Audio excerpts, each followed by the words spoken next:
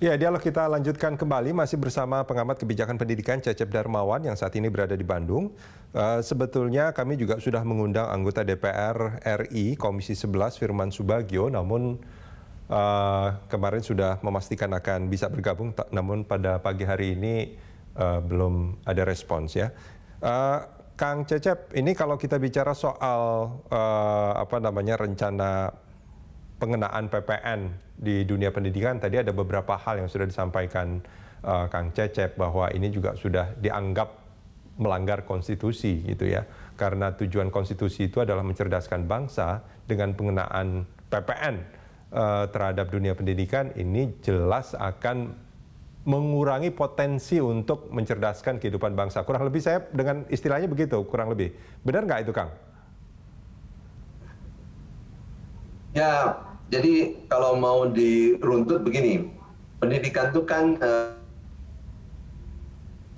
dia butuh dukungan dari pemerintah. Ya. Dan salah satu tugas pokok pemerintah itu penyelenggaraan pendidikan. Jadi pendidikan itu harus berkualitas. Itu amanat konstitusi kita, amanat Undang-Undang Sisdiknas, ya, suatu penyelenggaraan pendidikan yang berkualitas. Gitu. Jadi layanan pendidikan itu adalah kewajiban pemerintah. Karena ada tujuan pemerintah, maka selayaknya ya itu diselenggarakan dengan sebaik-baiknya dan memenuhi standar-standar, termasuk soal standar pembiayaan. Dikaitkan dengan kualitas sumber daya manusia tentu ya, karena pendidikan itu adalah satu social climbing. Jadi istilah saya itu tangga sosial ya menuju strata-strata yang di tingkat tinggi ya, di atas gitu. Itulah lewat tangga pendidikan. Dan itu harus menjadi ranah yang bisa diakses oleh seluruh warga negara. Oke. Makanya kalau pemerintah punya uang, punya anggaran, pendidikan itu semestinya digratiskan dari tingkat dasar sampai pendidikan tinggi. Kalau pemerintah punya anggaran, itu prinsip dasar. Karena kewajiban pemerintah. Tapi kan pemerintah masih terbatas, makanya yang tidak dipungut pembiayaan itu baru pendidikan dasar, yaitu SD, SMP. Nah, ke depan justru harus didorong bagaimana di tingkat menengah, SMA, SLTA ya, SMA, SMK itu juga harusnya bebas pembiayaan ya dari masyarakat. Kemudian ke depan juga ke perguruan tinggi. Jadi hemat saya ini harus secara simultan justru didorong pendidikan itu menjadi hal yang tadi ya semakin bagus dari sisi pembiayaan pemerintah kepada pendidikan, sehingga semakin sedikit warga masyarakat untuk memberikan sumbangsihnya gitu ya dalam hal iuran-iuran itu. Oke. Artinya ini tadi saya coba untuk garis bawahi bahwa akses pendidikan, tentu pendidikan yang berkualitas, itu harus bisa diakses oleh seluruh warga negara. Begitu ya, Kang ya? Seluruh. Oke. Betul. Artinya dengan pengenaan PPN, kalau memang ada biaya-biaya yang harus dibayar oleh warga, kalau dikenakan PPN itu kan artinya lebih mahal biayanya. Dan itu menjadi masalah tersendiri. Bisa jadi tidak semua warga negara bisa mengakses ke pendidikan yang berkualitas tadi. Begitu artinya kan, Kang, logikanya? Ya, saya kira begitu. Itu akan menjadi efek domino ya. Ketika dibebankan PPN, maka pendidikan akan mahal. Ketika pendidikan mahal, maka pendidikan semakin sulit diakses oleh seluruh warga masyarakat. Gitu ya. Ya. Hanya oleh kelompok-kelompok tertentu saja, maksud saya begitu. Hanya bisa diakses oleh kelompok-kelompok masyarakat tertentu. Akan lebih mahal karena tadi itu. Ya, sekarang saja yang masih belum dikenakan PPN, itu kan belum seluruh bisa diakses. Masih banyak warga masyarakat kita yang sebetulnya dari sisi kemampuan bisa melanjutkan studi. Ya. Tapi dari sisi ekonomi ya kesulitan untuk mengakses pendidikan. Masih banyak. Oke. Tadi juga Kang Cecep sempat bilang, kalau seandainya negara itu punya anggaran, ya mestinya dunia pendidikan itu yang sekarang sudah gratis dari SD dan SMP, mestinya juga bisa sampai ke tingkat yang lebih tinggi kan, bahkan SMA, bahkan kalau bisa juga ke perguruan tinggi. Itu kalau negara punya anggaran. Nah, ini kan pada akhirnya banyak masyarakat yang menilai mengapa objek-objek tertentu yang sebelumnya tidak termasuk objek pajak pada akhirnya dimasukkan ke dalam objek pajak, termasuk juga pendidikan. Sebelumnya bahkan bahan-bahan pokok juga dimasukkan ke sana. Ini kan barangkali memang negara sedang butuh anggaran yang tidak sedikit dan pada akhirnya diambillah dari instrumen-instrumen pajak yang sekarang menjadi perbincangan. Nah, bagaimana Kang Cecep melihat ini sebetulnya? Ya, kita harus objektif ya, bahwa pemerintah tentu butuh anggaran yang besar untuk penyelenggaraan pemerintahan. Salah satu sektornya lewat pajak. Nah, tapi kan objek pajak itu banyak, Kang Rudi. Ya, mengapa tidak objek-objek pajak yang justru selama ini misalnya ya itu bisa menghasilkan keuntungan yang besar, misalnya dari sektor-sektor swasta. Ya, jangan mengeruk dari dunia pendidikan gitu, ya. Itu ya pajak apa saja ya, misalnya pajak pertambahan nilai pada barang-barang lain, terutama misalnya barang-barang mewah gitu ya, atau jenis-jenis objek pajak yang lain lah, jangan pendidikan, karena pendidikan itu hajat hidup orang banyak, hajat hidup warga masyarakat gitu ya. Kalau itu dikenakan, maka saya khawatir ya pendidikan semakin mahal, semakin elitis gitu ya, dan hanya diakses oleh orang-orang tertentu, golongan-golongan tertentu. Ya, Padahal amanat konstitusi kita itu pendidikan adalah education for all, pendidikan untuk semua.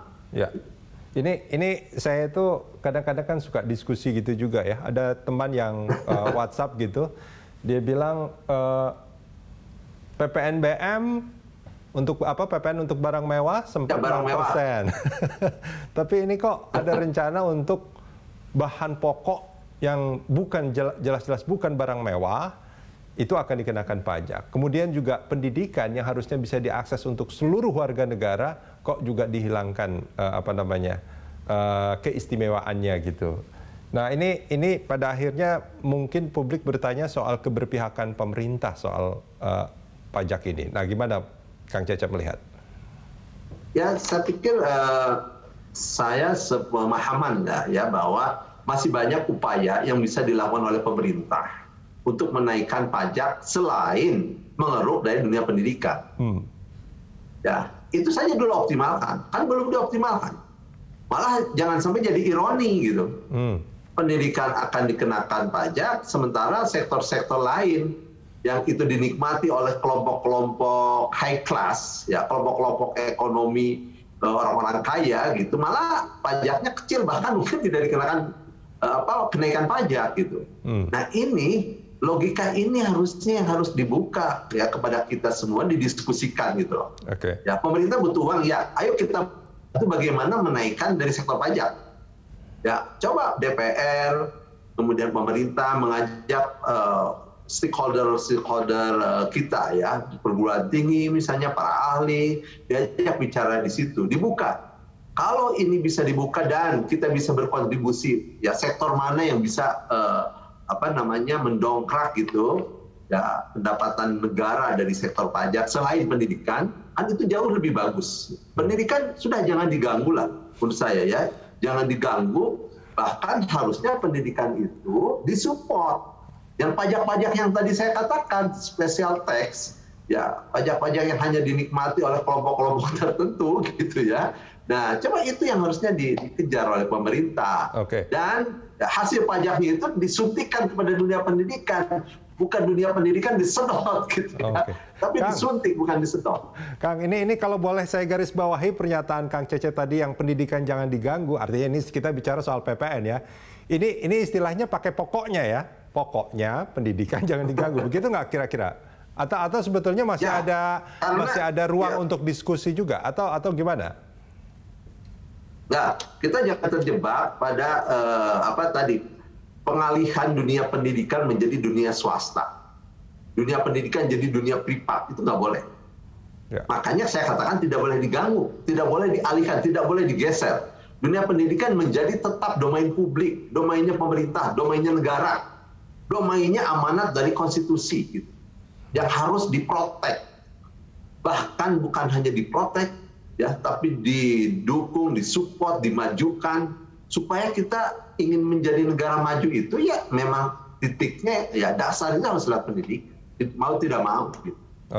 Nah, oleh karenanya kaitan dengan itulah maka pendidikan itu ya menjadi sentral bagi kemajuan bangsa. Oke. Gitu loh, Kang. Di negara-negara maju saya yakin pendidikannya maju. Gitu. Artinya gini, Kang Cecep, boleh nggak kalau saya sebutkan seperti tadi, pokoknya untuk pendidikan tidak boleh kena PPN? Ya, bukan hanya pokoknya.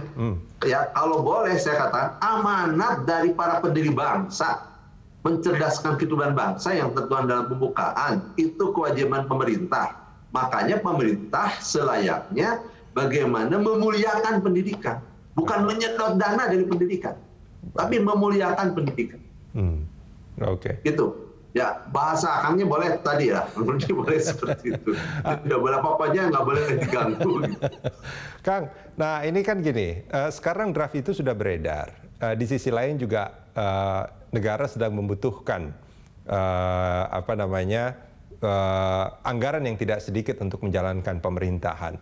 Saya yakin bahwa pemerintah juga sebetulnya sudah mencoba untuk menggunakan berbagai instrumen untuk bisa mengumpulkan anggaran untuk bisa menjalankan pemerintahan dari obligasi dan instrumen-instrumen yang lainnya. Kalau ini tetap dipaksakan, apa yang akan dilakukan oleh dunia pendidikan? Ya, kita negara hukum. Pertama, dari proses pembentukan undang-undang kan ada proses. Salah satunya partisipasi publik. Itu dulu lakukan. Ya, public hearing, dialog, diskusi, seminar.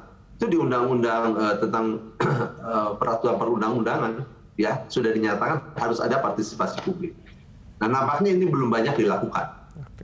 Ya, itu satu dari prosesnya. Kedua, kalaupun sudah jadi, dipaksakan misalnya, ya, dan saya yakinlah pemerintah DPR akan mempertimbangkan, tidak mungkin memaksakan. Saya yakin. Tapi kalau, misalnya ini kalau ya, kalau sampai jadi undang-undang, ada sebagai warga negara yang taat hukum, ada jalur hukum yaitu judicial review. Kita akan lakukan judicial review. Kaum akademisi akan bersatu melakukan, ya, kita mendorong bagaimana kaum akademisi untuk berdebat di Mahkamah Konstitusi. Baik. Gitu. Saya yakin, ya, insya Allah pendidikan akan tetap terjaga. Gitu. Baik. Kenapa? Halo, Kang. Ya, gimana, Kang Rudi? Itu keputus kalimat terakhirnya, Kang. Bisa diulangi sekali lagi bahwa akan ada upaya untuk melakukan proses judicial review di Mahkamah Konstitusi. Ya, mungkin ini soal jejaring ya, jaringan ya. Ya, betul. Kalau itu pun, kalau misalnya sampai jadi undang-undang, kita kan sebagai warga negara yang taat hukum, ya ada koridor-koridor hukum melalui GR ya, itu judicial review ke Mahkamah Konstitusi. Kita berdebat di situ, ya, para akademisi berdebat. Tapi jauh sebelum itulah saya mengingatkan pemerintah, ajak bicara dulu dalam pembentukan ini. Ajak bicara kaum akademisi, stakeholder pendidikan, ya. Untuk apa? Kita kan bukan untuk menang kalah, tapi bagaimana bangsa ini bisa maju melalui pendidikan. Dan tidak mungkin bangsa ini maju kalau mengabaikan pendidikan. Baik, Kang Cecep, terima kasih banyak sudah bersama kami di Good Morning Jakarta pagi hari ini. Sami-sami, Kang.